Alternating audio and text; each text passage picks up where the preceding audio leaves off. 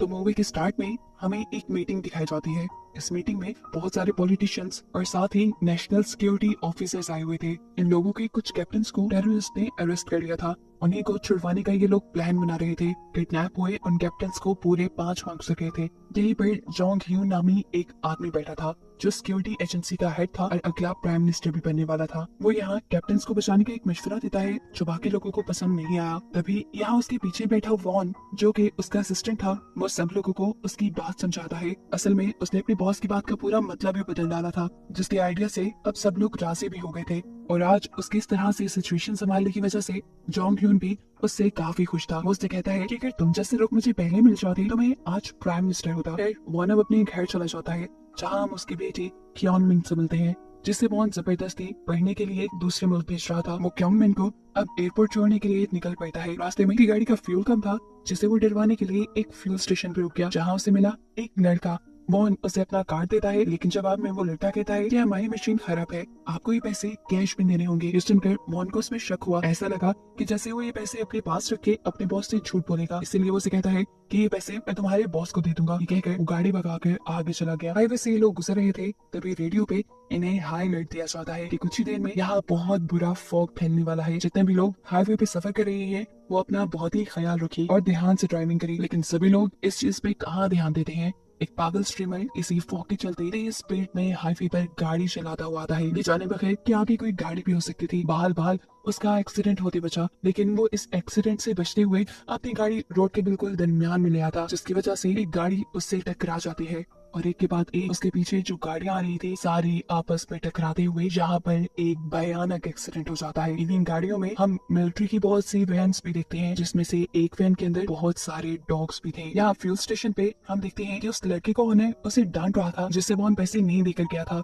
इसमें उस लड़की की गलती नहीं थी। वो अपने बॉस को समझाने की कोशिश करता है, लेकिन बॉस कहता है अगर तुमने उससे पैसे ना लिए तो मैं ये पैसे तुम्हारी पे में से काट लूंगा। इतने में इन्हें भी रेडियो पर हाईवे पे हुए एक्सीडेंट की खबर मिल जाती है। जॉय ये लड़का अंदाजा लगाता है कि अभी कुछ ही देर पहले वॉन यहाँ से निकला था, जरूर वो हाईवे पे हुए इस एक्सीडेंट की वजह से वहाँ फंस गया होगा। ये सोचकर वो भी हाईवे के लिए निकल जाता है इसी गहरी धुंध के अंदर उससे पैसे लेने के लिए। इधर दिखाया जाता है कि वॉन की गाड़ी के सामने भी एक गाड़ी फ्लिप हो चुकी थी और ऐसे उसका एक्सीडेंट होते ही बाल बाल बचा था, लेकिन वो आगे जा भी नहीं सकता था। इसलिए इस सब की खबर वो अपने बॉस यानी जोंग ह्यून को देता है ताकि वो यहाँ अपने एजेंट्स भेजकर यहाँ पर से सब लोगों को रेस्क्यू करवा सके। ये कॉल सुनकर उसके बेटे क्योंग मिन उसके ऊपर गुस्सा हो जाती है और कहती है आप कैसे सिक्योरिटी वाले हैं, आपको बाहर जाकर उसकी मदद करनी चाहिए। उसकी बातों से तंग आकर वॉन भी उस एक्सीडेंट हुई कार के पास जाता है, लेकिन देखता है कि वहाँ पहले ही कुछ सोल्जर्स ने आकर एक्सीडेंट हुई कार से उस आदमी को निकाल लिया था बाहर, जो कि एक डॉक्टर था। वो सोल्जर से कहता है जाओ जाकर पहले डॉग्स को चेक करो। सोल्जर भी उसकी बात सुनकर एक वैन की तरफ भागता है और ये देखकर उसके होश उड़ गए कि उनकी वैन में से सारे के सारे डॉग्स आजाद हो चुके थे। सिर्फ यही नहीं, इनमें से एक डॉग ने एक सोल्जर के ऊपर हमला करके उसे मार भी डाला था, जिसका मतलब था कि ये डॉग्स बहुत ही ज्यादा खूंखार हैं और इस हाईवे पे ऑलरेडी बहुत से लोग फंसे हुए हैं। इन डॉग्स की वजह से उनकी जान खतरे में पड़ गई है। सिचुएशन पैनिक हो गई थी, इसीलिए वॉन दोबारा अपने बॉस को कॉल करता है और डॉक्टर को अपनी गाड़ी में बिठा लेता है। ये कहते हुए उन्होंने देखा कि उनकी बेटी क्योंग मिन उनकी गाड़ी में ही थी, जो देखकर वो पैनिक ही हो गए। क्योंग मिन थोड़ी ही दूरी पर इस टाइम एक डॉग को दिख रही थी जो पागलों की तरह अपना सर ब्रिज पे मार मार के अपने सर को जख्मी कर रही थी। ये देखते हुए क्योंग मिन उसे बिस्किट देने के लिए आगे बढ़ती है, लेकिन वक्त रहते ही यहाँ पर वॉन आकर उसे पीछे कर लेता है और कहता है कि ये डॉग खतरनाक भी हो सकता है। जाते जाते वॉन ने नोटिस किया था कि उस डॉग के ऊपर E9 जैसा कुछ मेंशन किया गया था। अब वॉन जैसे ही अपनी कार के पास वापस आया तो उसने देखा कि सोल्जर्स उसकी कार में बैठे हुए डॉक्टर से कोई बात कर रहे थे। वॉकन से पूछता है आखिर चल क्या रहा है यहाँ पर, जो सुनकर सोल्जर्स घबरा जाते हैं और उल्टा उसी से सवाल करते हैं तुम कौन हो। ये सुनकर वॉन उन्हें अपनी आईडी दिखाता है, जो देखते ही सोल्जर्स उल्टा उसे ही हथकड़ी बांध के उसकी स्टीयरिंग व्हील के साथ उसे खड़ा कर देते हैं। झुंझलाकर वॉन डॉक्टर से पूछता है ये सब चल क्या रहा है, अगर तुमने नहीं मुझे बताया तो तुम पछताओगे। जवाब में डॉक्टर कहता है तुम जब तक मेरे साथ हो सेफ हो, अगर तुमने मुझे तंग किया तो तुम क्या यहाँ पर मौजूद सब मारे जाएंगे। कैमरा डॉक्टर की लैपटॉप स्क्रीन के ऊपर फोकस किया जाता है, जिसमें वो काफी देर से बिजी था। देखने को मिलता है कि डॉक्टर अपने लैपटॉप से सभी डॉग्स को कंट्रोल कर पा रहा था। डॉक्टर सभी डॉग्स के लिए एक टारगेट बनाता है, यानी उन सभी डॉग्स को एक सोल्जर पे हमला करने को कहता है, जो सोल्जर ठीक डॉग वाली वैन के सामने खड़ा हुआ था। जैसे ही डॉग उसके ऊपर हमला करते हैं तो एक एक करके सोल्जर उन सारे डॉग्स को वैन के अंदर फेंकता रहता है और आखिर ये लोग सभी डॉग्स को दोबारा पकड़ने में कामयाब हो ही जाते हैं। लेकिन अभी भी एक छोटी सी प्रॉब्लम थी। एक डॉग थी जो बंद नहीं हुई थी और ये वही E9 डॉग थी जिसे क्योंगमिन बिस्किट देने के लिए आगे बढ़ी थी। उसे दोबारा वैन में बंद करना तो दूर की बात, डॉक्टर तो उसे कंट्रोल भी नहीं कर पा रहे थे और इसी वजह से वो बहुत ज्यादा पैनिक भी हो रहे थे और परेशान भी। इतनी देर में हवा में चॉपर भी आ जाता है इस डॉग वाले कंटेनर को यहाँ से कहीं और शिफ्ट करने के लिए और यही हाईवे पर जॉय भी पहुंच जाता है, यानी वो फ्यूल स्टेशन वाला लड़का जिसके पास इस टाइम 2 डॉग थे, जो उसके व्हीकल के रुकते ही जल्दी से सड़क के ऊपर उतरकर डॉग्स वाले कंटेनर के पास पहुंच जाते हैं, जिसे लेने के लिए जॉय आगे बढ़ने लगता है तो सोल्जर्स उसे पकड़ के रोक लेते हैं। ऊपर से चॉपर भी वो डॉग्स वाले कंटेनर को ले जा रहा था, जिसे रोकने के लिए जल्दी से डॉक्टर आगे बढ़ता है ताकि वो ये बता सके कि इसमें E9 नहीं है। लेकिन पीछे से उसे वॉन पकड़ लेता है और उससे पूछता है ये सब चल क्या रहा है। जवाब में उसने सिर्फ एक ही लफ्ज कहा, प्रोजेक्ट साइलेंस। वो डॉक्टर से इस बारे में और भी क्वेश्चन करना चाह रहा था, लेकिन यहाँ पर सोल्जर्स उसे रोक देते हैं, जबकि बाकी सारे सोल्जर्स डॉक्टर से कहते हैं कि हम E9 डॉग को लेने के लिए बाद में आ जाएंगे, अभी इन डॉग्स को यहाँ से निकालना ज्यादा जरूरी है। इधर हमें दिखाया जाता है कि एक सोल्जर के हाथ एक छोटी सी चिप लगी है, ये चिप E9 डॉग की थी और ऐसे हमें ये बात मालूम हुई कि डॉक्टर सभी डॉग्स को उनकी बॉडी के अंदर लगाई हुई चिप्स के जरिए कंट्रोल कर पा रहा था और अब E9 डॉग ने ये चिप अपने सर से निकाल दी थी, इसीलिए डॉक्टर उसे कंट्रोल नहीं कर पा रहा था। इधर E9 डॉग को दिखाया जाता है जो एकदम से चॉपर के ऊपर हमला कर चुकी है। हमला करके उसने बहुत सारे सोल्जर्स को जख्मी कर दिया, जिसकी वजह से चॉपर का बैलेंस खराब हो गया और वो इलेक्ट्रिसिटी की तारों पे गिर कर बिल्कुल ही क्रैश हो गया और ऐसे सारे के सारे डॉग्स का कंटेनर नीचे गिर कर खुल गया। यहाँ डॉक्टर अपने लैपटॉप पे देखता है कि उसके सिस्टम में भी एरर आ चुका था और टारगेट खुद ब खुद 116 लोगों पे सेट हो गया, जिसका मतलब था कि अब ये डॉग्स 116 लोगों को मारेंगे और अपना मिशन पूरा किए बगैर ये डॉग रुकने वाले नहीं है। दिखाया जाता है कि एक एक करके सारे डॉग्स यहाँ खड़े सभी इंसानों के ऊपर हमला कर देते हैं। ऐसे में ही एक डॉग डॉक्टर के ऊपर भी हमला कर देता है, जिसकी वजह से उनका लैपटॉप दूर जाकर गिरता है। यहाँ डॉक्टर की जान मौन बचाता है, जिसके बाद वो अपनी बेटी का हाथ पकड़ते हुए आगे बढ़कर एक कार में बैठ जाता है और तेजी से यहाँ से निकलने की तैयारी करता है। पीछे खड़ा हुआ जॉय, वो फ्यूल स्टेशन वाला लड़का, अपनी मदद के लिए बार बार उन्हें हाथ कर रहा था। मिन अपने डैड को फोर्स कर देती है उस लड़के की हेल्प करने के लिए। ऐसे ना चाहते हुए भी जॉन मिन को अपनी गाड़ी रोकनी पड़ी और जॉय आकर इस कार की डिक्की में बैठ गया। इससे पहले कि ये लोग इस हाईवे से बाहर ही निकल पाते, वो दबा हुआ चॉपर जिसपे अब आग लग गई थी, एकदम से वो आकर इनके सामने सड़क पर गिर जाता है और ऐसे इनका रास्ता ब्लॉक हो जाता है। इनके फोन के सिग्नल्स भी जा चुके थे कि ये किसी को मदद के लिए बुलाते, लेकिन यहाँ मॉन के पास उसका सिक्योरिटी रेडियो था, जिसकी मदद से वो अपने हेडक्वार्टर कांटेक्ट करता है और मदद बुलाने की कोशिश करता है। साथ ही साथ वो अभी भी इन डॉग्स के बारे में जानना चाहता था, इसलिए वो डॉक्टर से कई सवाल करता है। तब डॉक्टर बताते हैं कि मैंने कुछ रेस्क्यू डॉग्स बनाए थे, लेकिन फिर मिलिट्री ऑफिसर्स ने मुझे फोर्स किया और इन डॉग्स को ट्रांसफॉर्म करने को बोला, कुछ इस तरह से कि वो लोग इन डॉग्स को वेपन के तौर पे इस्तेमाल कर पाए, ताकि जंग में या किसी भी बुरी सिचुएशन में इन डॉग्स को इस्तेमाल करवाया जा सके। मॉन अब रेडियो पर अपने बॉस यानी जोंग ह्यून को कांटेक्ट करता है और उनसे पूछता है कि क्या आपको प्रोजेक्ट साइलेंस के बारे में कुछ पता था। जवाब में वो कहते हैं नहीं, मुझे बात मालूम नहीं थी।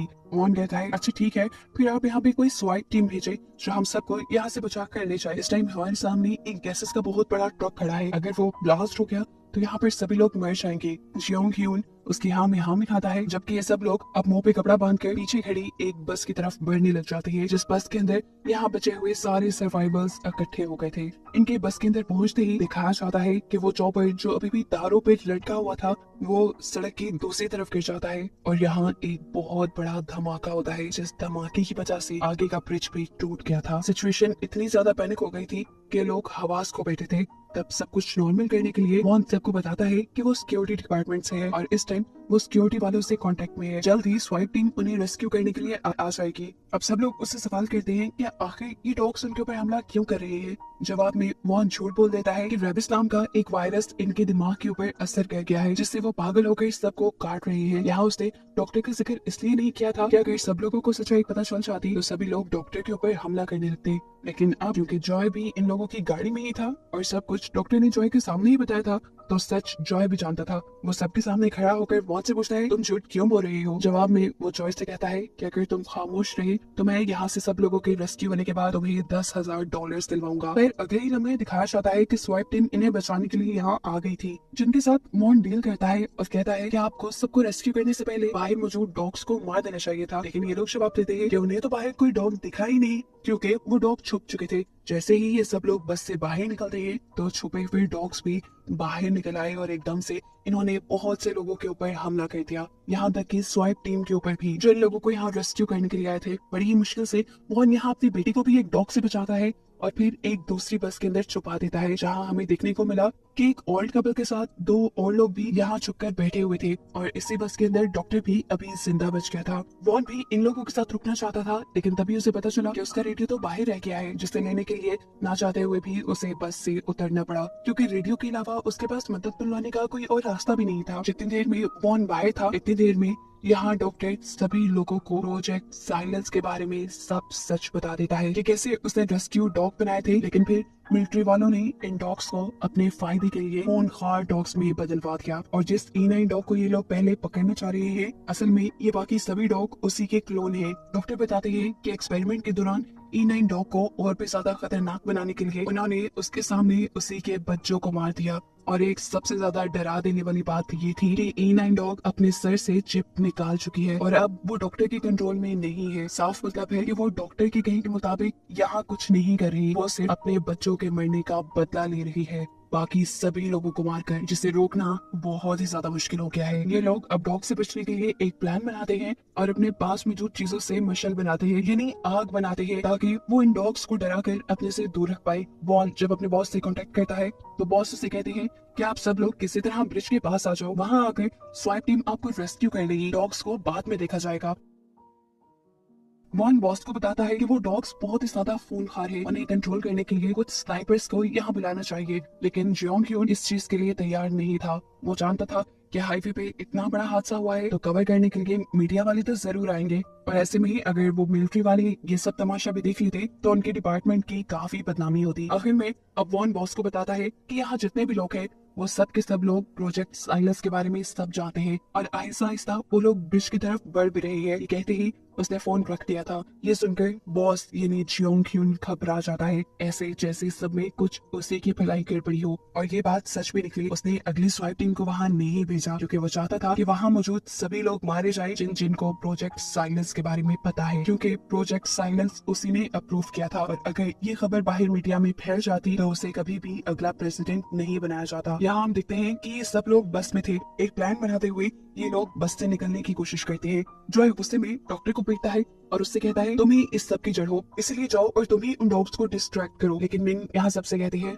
ऐसे काम नहीं चलेगा, अगर डॉग ने एक इंसान को मारा तो वो सभी को मार देंगे, इससे बेहतर है कि हमें एक ट्रैप बनाना चाहिए। वो बस के अंदर एक ट्रैप बनाते हैं और खुद बस के नीचे डिग्गी के अंदर चले जाते हैं। बस के दरवाजे इन्होंने खुले छोड़ दिए थे। वहाँ पे डॉक्टर था सभी डॉग्स को अट्रैक्ट करने के लिए। जैसे ही डॉग उसे देखकर बस के अंदर आते हैं, डॉक्टर भी जल्दी से उतरकर डिग्गी के अंदर चला जाता है, और काफी सारे डॉग्स के अंदर आने के बाद मिंग जल्दी से अपना ट्रैप ऑन कर दिया है, जिसकी वजह से ये सभी डॉग्स बस के अंदर फंस जाते हैं। नीचे डिग्गी में देखने को मिलता है कि ओल्ड कपल में वाइफ मर चुकी थी। यहाँ दिखाया जाता है कि बचे हुए डॉग भी डिग्गी में आने लगे थे, जिनसे बचने के लिए सभी सर्वाइवर्स डिग्गी से बाहर निकल आते हैं। वॉन ओल्ड मैन को बाहर लाने की कोशिश करता है, लेकिन वो अब बाहर आना नहीं चाहता क्योंकि उसकी वाइफ मर चुकी है। ना चाहते हुए वॉन उसे वहीं छोड़ देता है, और वो सभी डॉग्स के लिए एक अट्रैक्शन बनते हुए दूसरे लोगों की जान बचा लेता है। और ये देखकर वॉन काफी दुखी हुआ था कि उसके इस मिशन में 2 लोग मारे गए थे, जिनके लिए वो कुछ नहीं कर पाया था। सभी डॉग्स को बस में फंसाने के बाद ये लोग भागते हुए ब्रिज के पास आ जाते हैं, लेकिन वहाँ आकर देखते हैं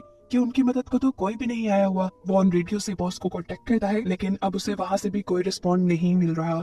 दुख में वो वहीं बैठ गया, और अब डॉक्टर उसके पास आया। डॉक्टर ने उसे सबसे बड़ी सच्चाई बताई कि ये सारा का सारा प्लान जोंग ह्यून का अपना था। ये सुनकर वॉन और भी ज्यादा टूट गया, क्योंकि जिस बॉस को वो दोस्तों की तरह रखता था, जिस पे उसे अपने से ज्यादा एतबार था, उसी बॉस ने उसके साथ झूठ बोला, वॉन को अपने फायदे के लिए इस्तेमाल किया। वॉन बार बार अब रेडियो के जरिए मदद मांगता है, लेकिन दूसरी तरफ से कोई रिस्पॉन्ड नहीं आ रहा था। इसीलिए ये लोग प्लान बनाते हैं कि वो गैसेस वाला ट्रक जहाँ पड़ा था, ये लोग उसी रास्ते से दूसरी तरफ जाएंगे, जहाँ दूसरी तरफ जॉय का व्हीकल है। उस व्हीकल में बैठ के ये लोग इस हाईवे से निकल सकते हैं। लेकिन मसला एक और था, व्हीकल की चाबी तो जॉय के पास थी, जो उसी बस में रह गई जिस बस में ये लोग डॉग से बचने के लिए गए थे, और अब उसी बस में डॉग्स को ट्रैप किया हुआ था। अब चाबी वापस वहाँ से हासिल करने के लिए ये लोग एक नया प्लान बनाते हैं। डॉक्टर अपना लैपटॉप ढूंढकर सभी डॉग्स को कंट्रोल करता है और वॉन को टारगेट बना देता है। ताकि सभी डॉग्स उसके ऊपर हमला करने के लिए बस से बाहर निकले। अब बस से बाहर भी वो कैसे निकलते, बस तो बंद थी, इसके लिए यहाँ पर इन्हीं के साथ खड़ी हुई एक गोल्फ प्लेयर अपनी बॉल से बार बार शीशे के ऊपर हिट करती है, जिससे बस का शीशा टूट जाता है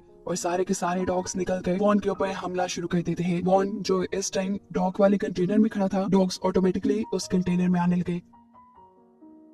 यहाँ मौका मिलता ही जॉय बस के अंदर से चाबी निकाल लेता है, जबकि दूसरी तरफ हमें देखने को मिलता है कि जहाँ सारे के सारे डॉग्स अपने कंटेनर की तरफ भाग रहे थे वॉन के ऊपर हमला करने के लिए, वहीं E9 डॉग किसी के कंट्रोल में नहीं थी। वो एकदम से जाकर डॉक्टर के ऊपर हमला कर देती है क्योंकि डॉक्टर ने उसके बच्चों को मारा था। इस सारी हड़बड़ी में इन्होंने इस चीज पे तो ध्यान ही नहीं दिया था कि ब्रिज टूटने वाला था। सभी डॉग्स के एकदम से वॉन वाले कंटेनर के ऊपर हमला करने की वजह से वो कंटेनर ब्रिज के किनारे के ऊपर टकराता है और किनारा टूट कर वो कंटेनर पानी के अंदर गिर जाता है, जिसकी वजह से वॉन भी अब पानी में गिर चुका था। ये देखकर क्योन मिन यानी उसकी बेटी बहुत ज्यादा घबरा चुकी थी। वो अपनी डैड की मदद करना चाहती थी जॉय के टो ट्रक के जरिए, लेकिन यहाँ जॉय उसे बताता है कि अगर तुम इस ट्रक को लेकर ब्रिज के पास गई तो ब्रिज और टूट जाएगा, लेकिन क्योन मिन को परवाह नहीं थी। इधर E9 डॉग जो भी डॉक्टर के ऊपर हमला करने के लिए आगे बढ़ रही थी, वो जब डॉग्स वाले कंटेनर को पानी में गिरता हुआ दिखती है तो फौरन उसी की तरफ भागती है क्योंकि उसका एक बच्चा अभी भी जिंदा था जिसे वो बचाना चाह रही थी, लेकिन उसको बचाने के चक्कर में वो खुद भी पानी के अंदर गिर गई। जॉन मिन ने जॉय के टो ट्रक की रस्सी ब्रिज से नीचे फेंकी, जिसे पकड़कर वॉन ऊपर आने में कामयाब हो गया, लेकिन ब्रिज अब इतना खस्ता हो चुका था कि वो टूटता ही जा रहा था। ऐसी सिचुएशन में जॉय अक्लमंदी दिखाता है और फुल स्पीड पे अपने ट्रक को चलाता है, जिससे कि ब्रिज टूटे से पहले पहले ही ये लोग सेफ जोन के अंदर आ जाते हैं, जहां अब सुबह भी हो चुकी थी और सेफ जोन के अंदर बहुत सारे पुलिस और मीडिया के लोग खड़े हुए थे। यहीं पर हम जियोंग ह्यून को भी देखते हैं जो यहाँ की कंडीशन देखने के लिए आया था और सर्वाइवर्स को देखकर तो उसके होश उड़ गए क्योंकि अब उसे पता चल गया था कि उसका प्रेसिडेंट बनने का ख्वाब तो ख्वाब ही रह जाएगा। वॉन जिससे उसके ऊपर बहुत ही ज्यादा गुस्सा था, इधर करीब आते ही वो उसके मुंह पे पंच करता है। सिचुएशन संभालने के लिए जियोंग ह्यून से कहता है तुम्हें अपनी बेटी के फ्यूचर के बारे में सोचना चाहिए। इस टाइम उसके हाथ में बहुत से चेक्स थे, यानी वो वॉन को खरीदने के लिए आया था, लेकिन वॉन खुद गर्ज नहीं था। इतने सारे लोगों की जान खतरे में डालकर वो अपनी बेटी को पढ़ाना नहीं चाहता था। उसे कहता है रखो अपने पास अपने पैसे। इसके बाद वॉन मीडिया वालों के सामने जाता है और जियोंग ह्यून की सारी पोल खोल देता है कि कैसे उसने एक साइलेंस प्रोजेक्ट बनवाया जिसमें उसने रेस्क्यू डॉग्स को कुछ इस तरह से म्यूटेट करवाया कि वो वेपन्स के तौर पर इस्तेमाल हो सके, और उन्हीं डॉग्स की वजह से आज ये लोग इतनी बड़ी मुसीबत में पहुंचे थे। ऐसे खतरनाक डॉग्स किसी भी सिचुएशन में इस्तेमाल करने के लिए सुटेबल नहीं होते। यहाँ पर वॉन के साथ डॉक्टर भी देता है और मीडिया को जियोंग ह्यून के खिलाफ सारे सबूत प्रोवाइड कर देता है। ये सब सुनकर जियोंग ह्यून को भागने के अलावा कोई रास्ता नजर नहीं आता और वो यहाँ से चला जाता है। जबकि सीन कट होकर अब हम E9 को देखते हैं जो किसी तरह अपने बच्चे को बचाकर नहर के किनारे बेल ले आई थी। ऐसे उसका मकसद पूरा हो गया था अपने बच्चे को बचाने का, जिसके साथ ये कहानी यही खत्म हो गई। सब्सक्राइब, मिलते हैं आपसे अगली वीडियो में। ध्यान रखिएगा अपना। Finally thanks for watching.